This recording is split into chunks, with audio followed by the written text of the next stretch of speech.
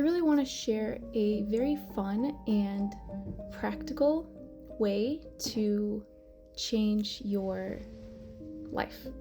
So go to the forest, find a tree that resonates with you, and just begin digging.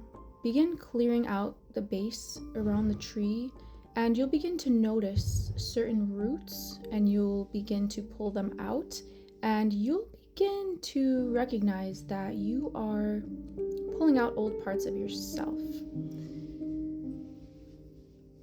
This is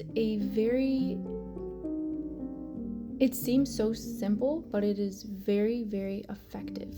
And when you pair your intention with this, you can dig out some of the deepest rooted beliefs and emotions within yourself.